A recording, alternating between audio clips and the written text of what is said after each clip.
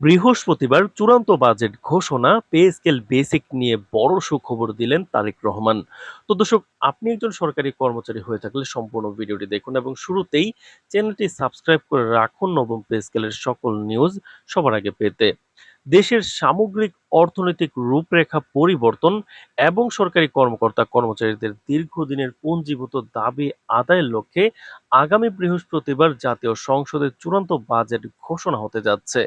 এবারের বাজেট কেবল একটি সাধারণ বার্ষিক আর্থিক বিবরণী নয়, বরং এটি দেশের সরকারি চাকরিজীবীদের ভাগ্য পরিবর্তনের এক ঐতিহাসিক দলিল হিসেবে রূপ নিতে যাচ্ছে। এক উচ্চ পর্যায়ের নীতিগত বৈঠকে এই বিষয়ে চূড়ান্ত রূপরেখা অনুমোদনের পর দেশবাসীকে একটি বড় ধরনের সুখবর দিয়েছেন সরকারের শীর্ষ নীতি নির্ধারক তারেক রহমান। তিনি স্পষ্ট করেছেন যে বর্তমান বাজার মূল্য এবং জীবনযাত্রার লাগামহীন ব্যয়ের সাথে সঙ্গতি রেখে সরকারি চাকরিজীবীদের মূল বেতন কাঠামোতে এমন একটি বৈপ্লবিক পরিবর্তন আনা হচ্ছে যা সামগ্রিক জীবনযাত্রার মান উন্নয়নে সরাসরি ইতিবাচক প্রভাব ফেলবে এবং তাদের আর্থিক নিরাপত্তার দেয়াল মজবুত করবে। সংশ্লিষ্ট নির্ভরযোগ্য সূত্রে জানা গেছে, আগামী বৃহস্পতিবারের এই বিশেষ বাজেট অধিবেশনে প্রধানমন্ত্রী নিজে উপস্থিত থেকে চূড়ান্ত পে স্কেলের সম্পূর্ণ নতুন বেতন তালিকা আনুষ্ঠানিকভাবে পাশ এবং উপস্থাপন করবেন। এই বেতন তালিকায় প্রতিটি গ্রেডের কর্মচারীদের জন্য একটি সম্মানজনক ও বাস্তবসম্মত মূল বেতন নির্ধারণ করা হয়েছে।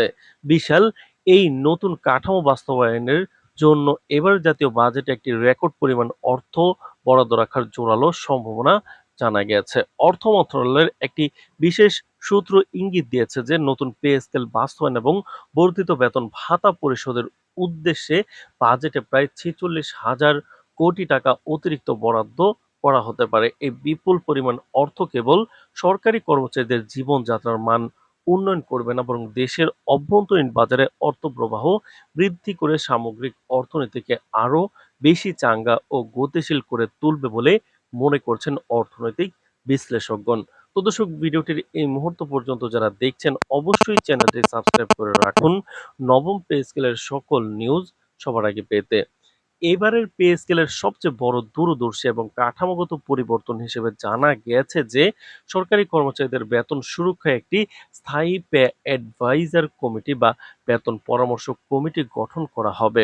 এই কমিটির মূল কাজ হবে প্রতি বছর দেশের সার্বিক মূল্যস্ফীতি ও বাজার পরিস্থিতি নিবিড়ভাবে পর্যবেক্ষণ এবং বিবেচনা করা। বাজার দরের ওঠানামার উপর ভিত্তি করে সরকারি চাকরিজীবীদের বেতনের হার কেমন হওয়া উচিত সে বিষয়ে এই কমিটি প্রতি বছর একটি সুনির্দিষ্ট ও বাস্তবসম্মত খসড়া প্রস্তাব সরকারের কাছে জমা দেবে।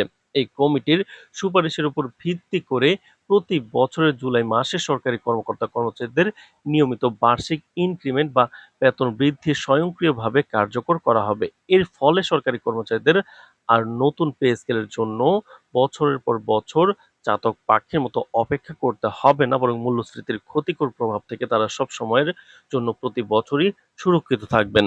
নতুন পে স্কেলের এই মহাপরিকল্পনায় কেবল বর্তমান কর্মরত কর্মচারীরাই নন, বরং অবসরপ্রাপ্ত প্রবীণ কর্মকর্তা কর্মচারীদের জন্য থাকছে বড় ধরনের সুসংবাদ এবং প্রাপ্ত তথ্যে জানা গেছে এবারের বাজেটে পেনশনভোগীদের পেনশনের হার উল্লেখযোগ্য পরিমাণে বাড়ানোর সিদ্ধান্ত নেওয়া হয়েছে, যা তাদের শেষ বয়সের সামাজিক ও আর্থিক নিরাপত্তা নিশ্চিত করবে। একই সাথে কর্মরত কর্মচারীদের জন্য বাড়ি ভাড়া, চিকিৎসা ভাতা, যাতায়াত ভাতা সহ সব ধরনের প্রচলিত ভাতার পরিমাণ 1,50% বৃদ্ধি করার চূড়ান্ত সিদ্ধান্ত নেওয়া হয়েছে।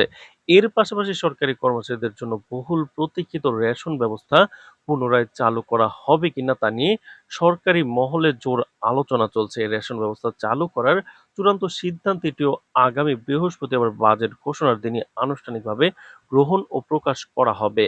তো দর্শক, ভিডিওটির এই মুহূর্ত পর্যন্ত যারা দেখছেন অবশ্যই চ্যানেলটি সাবস্ক্রাইব করে রাখুন নবম পে স্কেলের সকল নিউজ সবার আগে পেতে। সরকারের এই বিশাল এবং জনকল্যাণমুখী সিদ্ধান্তের খবর ছড়িয়ে পড়ার পর থেকে সরকারি কর্মচারীরা আনন্দে কিন্তু ভাসছেন। তবে একই সাথে সচেতন মহল এবং বাজার বিশেষজ্ঞরা মনে করছেন সরকারি কর্মচারীদের এই বিশাল আর্থিক প্রণোদনার ফলে বাজারে যেমন কৃত্রিম সংকট বা নতুন করে দ্রব্যমূল্যের ঊর্ধ্বগতি না ঘটে, সেজন্য সরকারকে এখন থেকেই বাজারে কঠোর মনিটরিং ব্যবস্থা চালু করতে হবে। বৃহস্পতিবার গ্যাজেটে সবাই তাকিয়ে আছেন। তো দর্শক, নবম পে স্কেলের সকল নিউজ পেতে এখনই চ্যানেলটি সাবস্ক্রাইব করে রাখুন। ধন্যবাদ।